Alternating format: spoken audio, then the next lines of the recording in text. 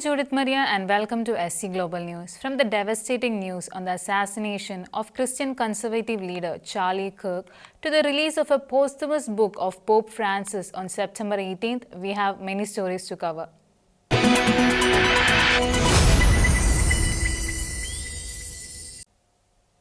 Christian conservative leader and founder of Turning Point USA, Charlie Kirk, has been assassinated during a campus event in Utah. The 31-year-old father of two was remembered for his bold witness to the gospel and his outspoken defense of Christian values. Faith leaders are now calling on the faithful to pray for the repose of his soul and for the strength and comfort of his wife and young children.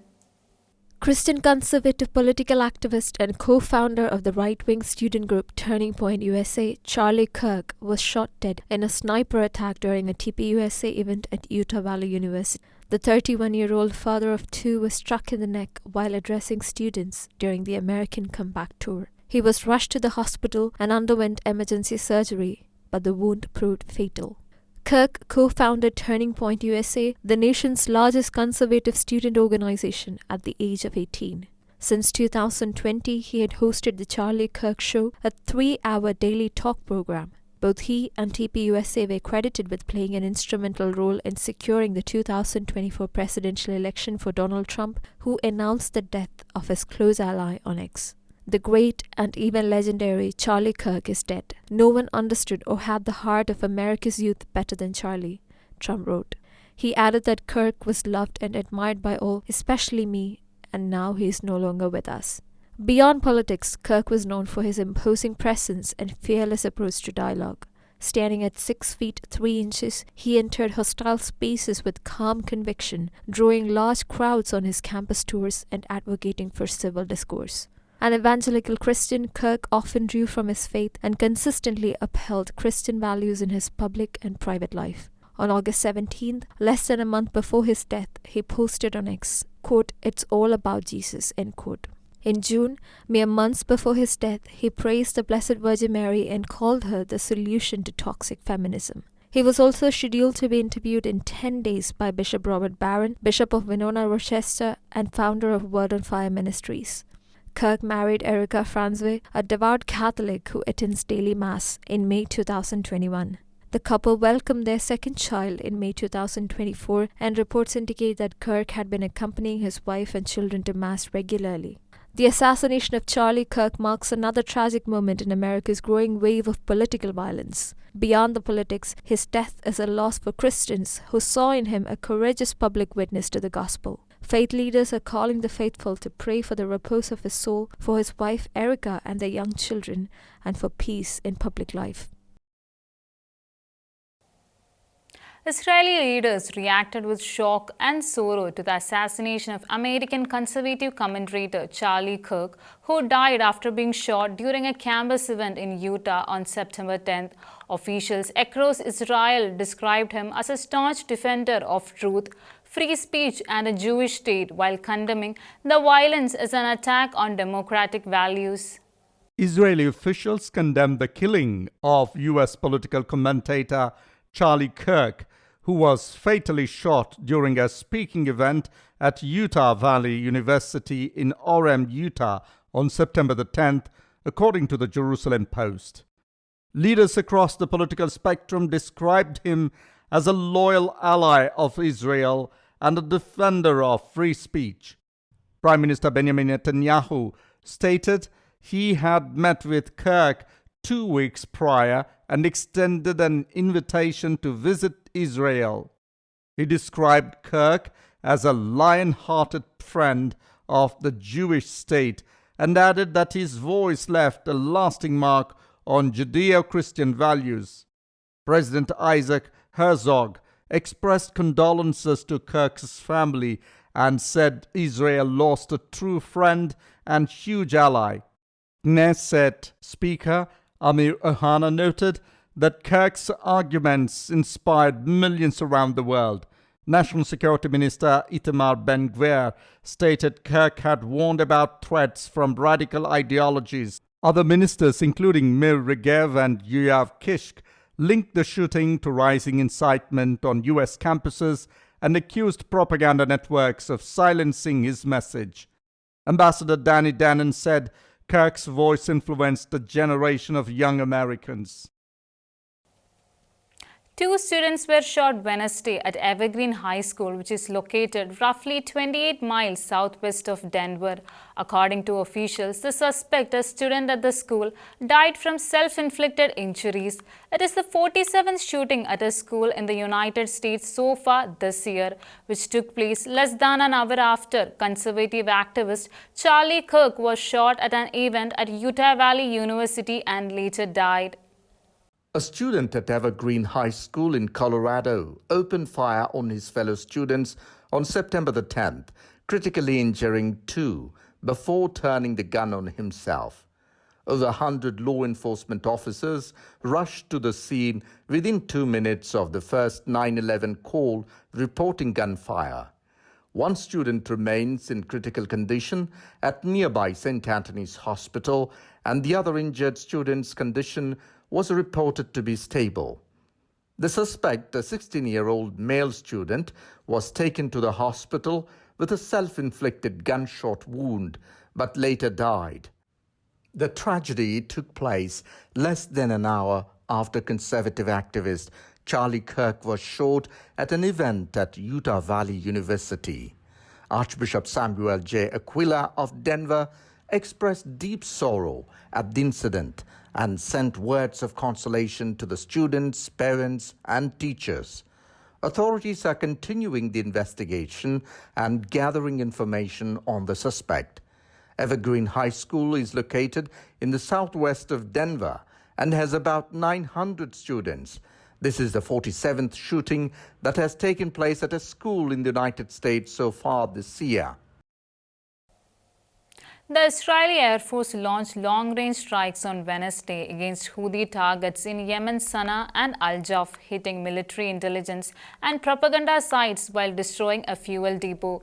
Houthi officials reported 35 killed and over 130 wounded, though the IDF said the operation was in direct response to the repeated drone and missile attacks, including one near Ramman Airport. At the same time, tensions in Gaza escalated, with about 200,000 Palestinians evacuating Gaza City as Israel prepares for a major ground offensive. On Wednesday, the Israeli Air Force launched strikes in Yemen, Sana'a and Al-Jaf regions, targeting Houthi military and propaganda sites.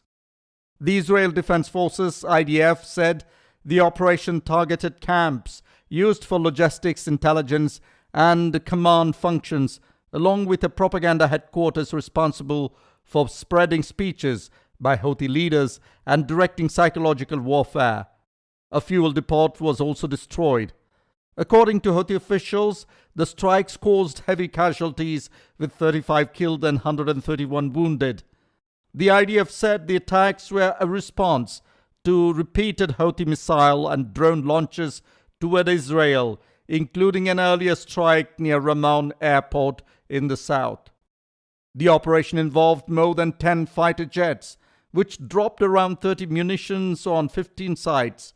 Because Israeli aircraft avoided Saudi airspace, the round trip covered over 2,300 kilometers, underscoring the long-range nature of the mission. Houthi media, however, claimed their air defenses had partially repelled the raid, forcing some Israeli aircraft to retreat and preventing several strikes from hitting their intended targets.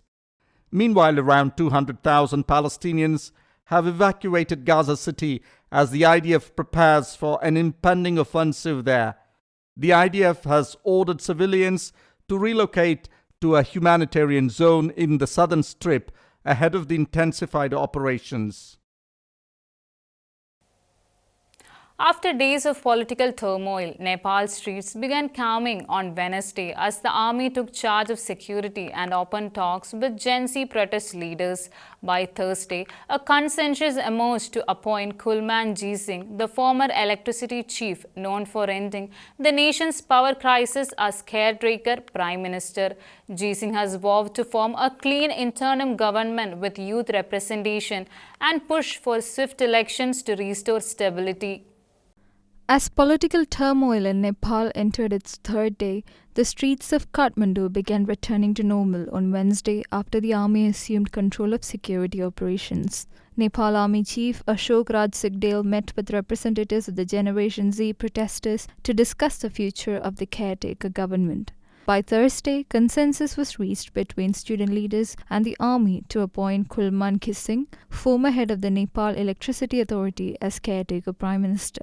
Other names suggested by protest leaders included former Chief Justice Sushila Karki and Kathmandu Mayor Balendra Shah, though Karki was excluded due to constitutional restrictions on judicial officers holding the top post. Khising, widely credited with ending Nepal's crippling energy crisis between 2018 and 2021, has pledged to form an interim government made up of individuals with clean reputations and to include youth voices in decision-making. He also called for immediate elections to restore political stability. Pope Leo XIV has established a new Catholic diocese in northern China bearing the same name as the one created decades ago by Beijing without the Vatican approval, highlighting persistent tensions over China's unilateral redrawing of Catholic diocesan boundaries.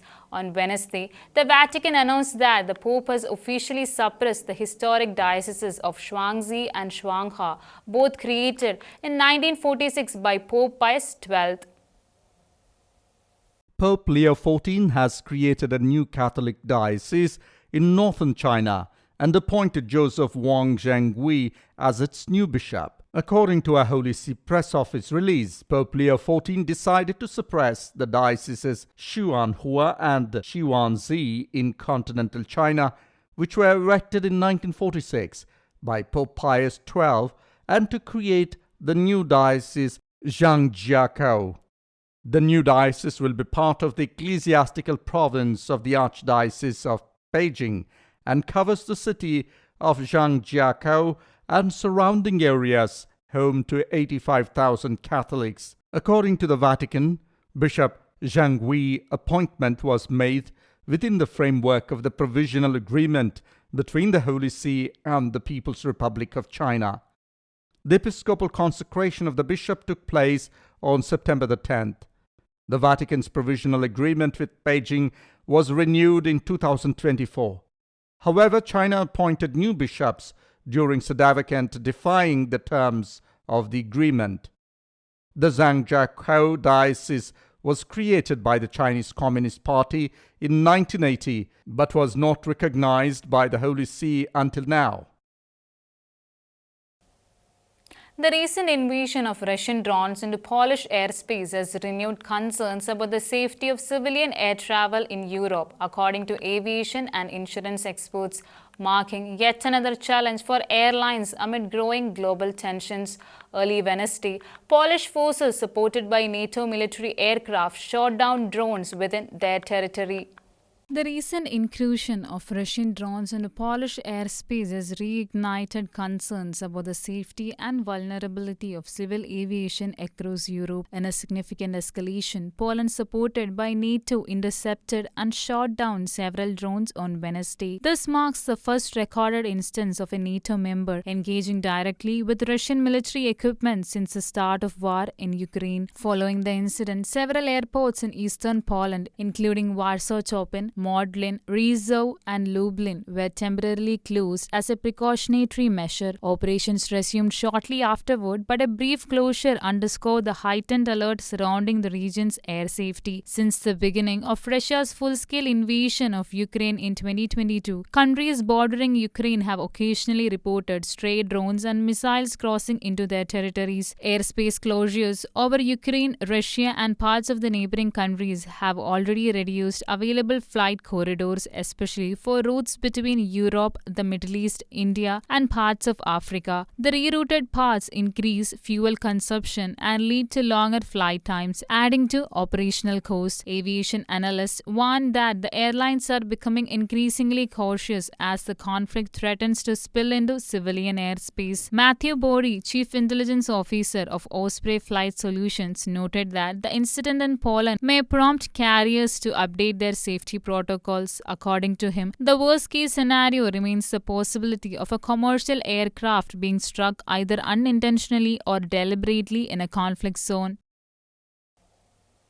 Over 1,400 young people gathered in the UK on Saturday, 6 September for Hanhuza 2025, the annual youth event of the Syro-Malabar Eparchy of Great Britain.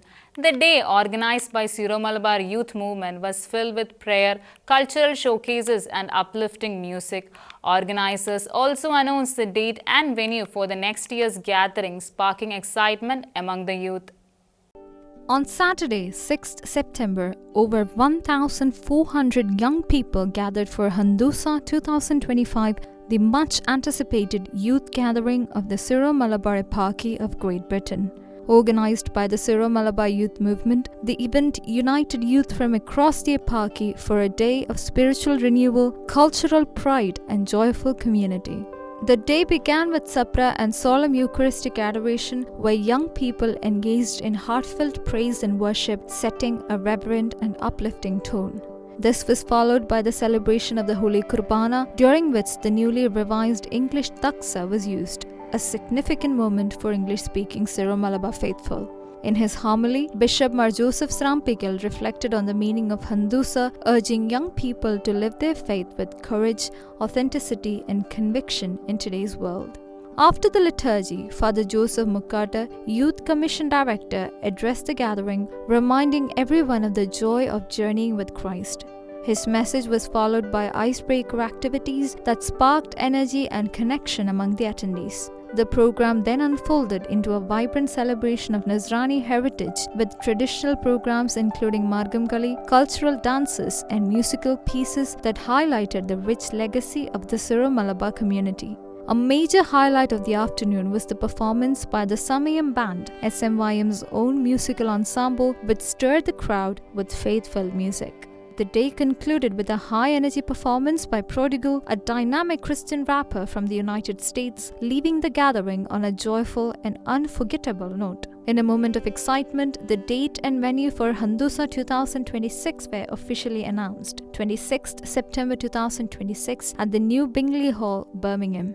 Handusa 2025 was more than an event. It was a spiritual milestone, a cultural celebration, and a powerful testament to the unity, energy, and vibrant faith of Syro-Malabar youth across the UK. The release of Il mio San Francesco, a posthumous book by Pope Francis, is set for release on 18th September in Italian bookstores.